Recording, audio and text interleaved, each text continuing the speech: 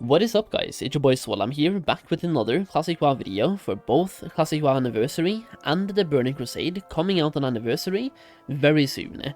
Now we already have the announcement of Phase 6, but we don't know when the Burning Crusade pre-patch is coming out, or the Burning Crusade itself. In today's video, I aim to give my predictions on when these are coming out, and also talk about a little bit of a reality check, because I don't think many of you guys are ready for what TBC has to offer, and this video will explain what I mean by that. Either way, before we get into the video, I have a quick announcement to make. I have recently made and published my own Burning Crusade Goldmaking guide, and to me it just felt kind of like the natural thing to do, because I have a Classic WoW Goldmaking guide, a Wrath one, Cataclysm one, and a Mist of Pandaria one. The one expansion that I don't have one for, or didn't have one for, was the Burning Crusade, so I've sat down, compiled all of my goldmaking knowledge into one place for the Burning Crusade on Anniversary servers.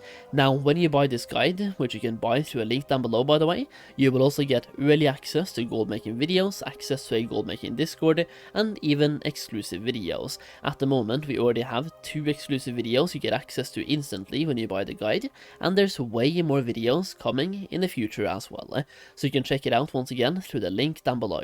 And for those of you who don't already have my Classic WoW Goldmaking guide, you can get them both in a bundle for a massive discount, so check that one out as well through the link down below in the pinned comment. Either way, let's talk TBC.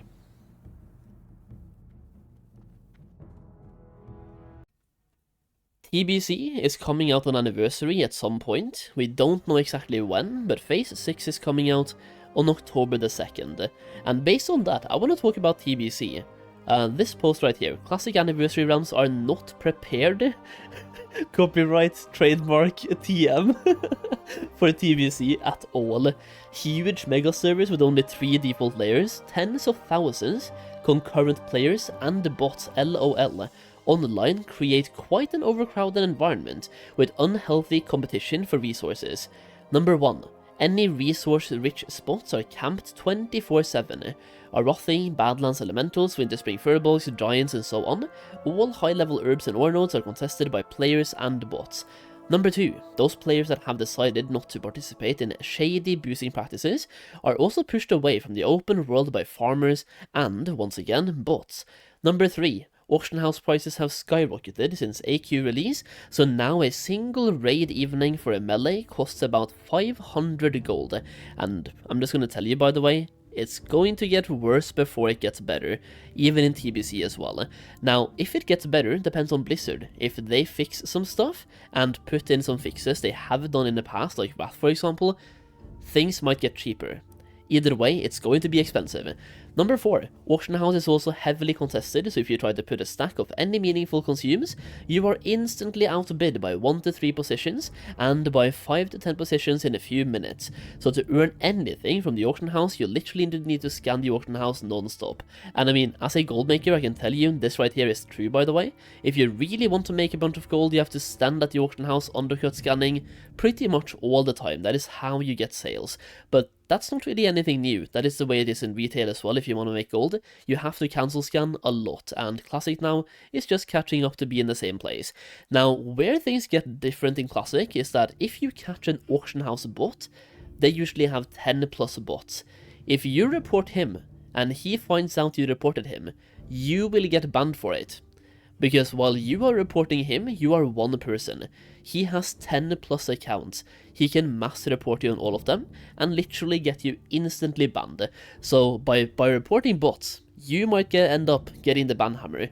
Good system by the way, absolutely lovely. It is super clear that the sheer volume of open world resources is not even nearly enough to sustain such a population, so with the increased demand and static supply comes inflation. Spawn rates, auction house systems, predetermined class balance, boosting, and AoE mages farming meta creates an extremely unhealthy economy, even in huge Azeroth. So for me it's really hard to imagine how tiny and cramped Outland could house such an immense population, even with layering. And to be fair, this is actually a valid critique by the way. In TBC, like the Burning Crusade is arguably as big as the entirety of Kalimdor, but we have flying.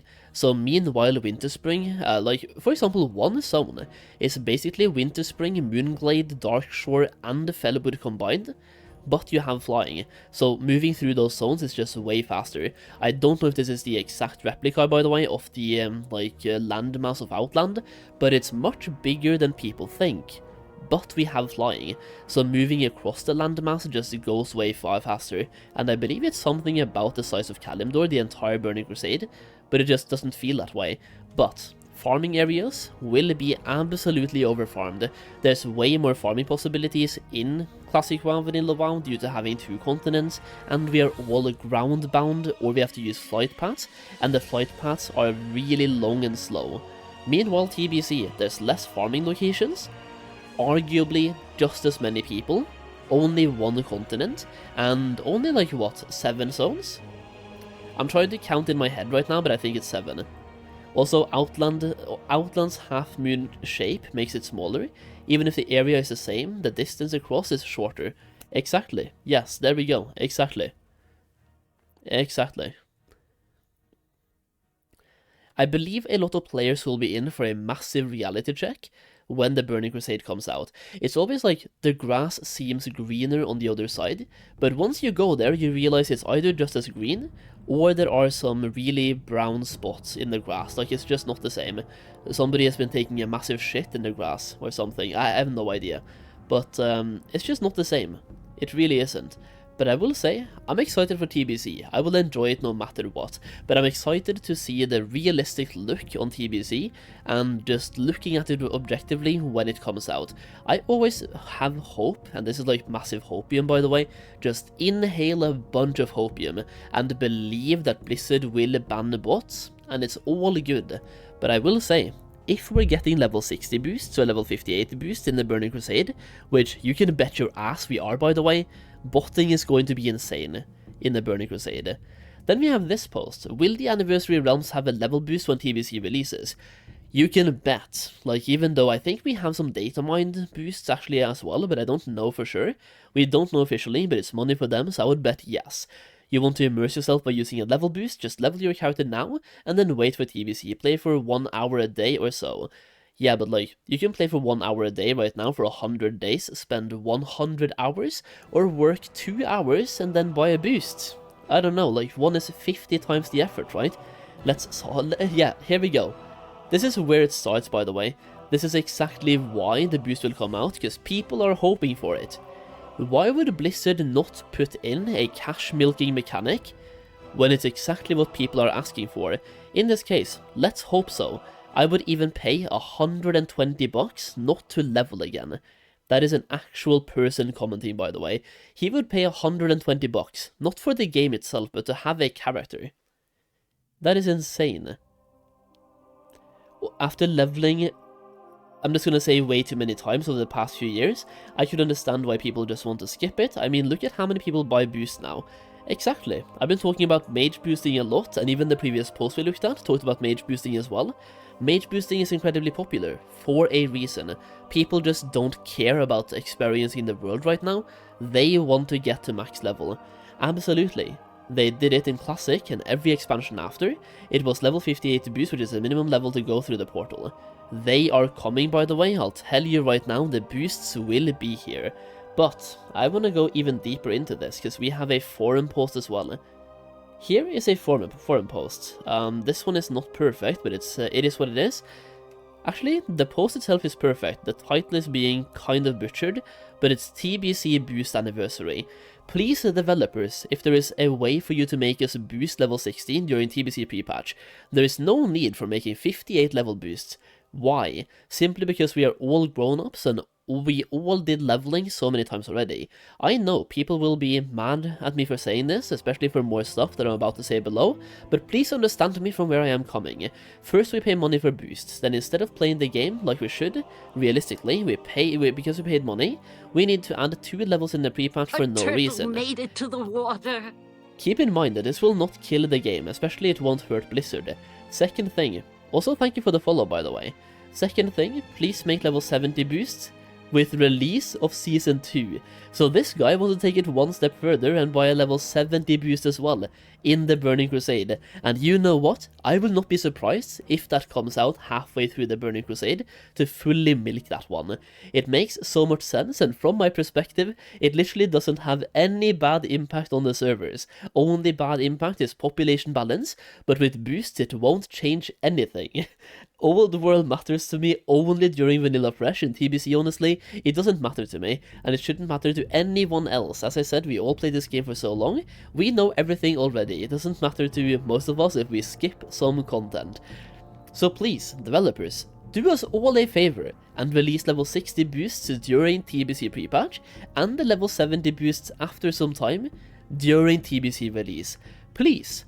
I know it's not too much work for you guys to change a few codes, but it's a lot for many of us like me. I think it's unnecessary to add 3 levels before the TBC release, and I would like to hop on WoW Endgame instantly after my work shift ends. I hope you understand. This right here is insane, by the way. But even scrolling through the comments, people are agreeing with it. A lot. And like on Reddit as well, and YouTube comments, people are agreeing with it. Am I crazy here? There's no way. And also, if you add level 70 boost, by the way, imagine the botting scene. Bots will buy a level 70 boost, start farming right away, and make a bunch of gold. And sell that gold. I really hope this does not make it anywhere close to the game, by the way, because if it does, that's going to be so trash, but knowing Blizzard, it's very much likely going to happen. A level 70 boost. That is insane. Also, I want to talk about when TBC is coming, by the way, and here we have a post. According to my estimations, TBC Anniversary will release on February 10th, 2026. So, I want to go through one thing here, by the way. Yeah, this guy has been correct about almost everything. Over here as well, in addition to the release of the Burning Crusade, the spreadsheet also predicts that Phase 6 and the next Armor's Raid will become available to players in early October 2025. If this is accurate, this would mean that players should expect Phase 6 to last for about 4 months before finally entering the Dark Portal. This is an old post, by the way. And this guy right here, originally published after the release announcement for Phase 4, this spreadsheet accurately predicted the release of Phase 4 for Phase 5 by a margin of 2 days. So it predicted Phase 5 by a margin of 2 days, and now as well, they have predicted October 7th for Phase 6, it ended up being October the 2nd. So really close to that one as well. This is not looking good, by the way. Absolutely not looking good. If we're looking at February 10th for TBC, like for me, I have a different one. I'm saying we're getting a TBC on December, was it 11th? December 11th.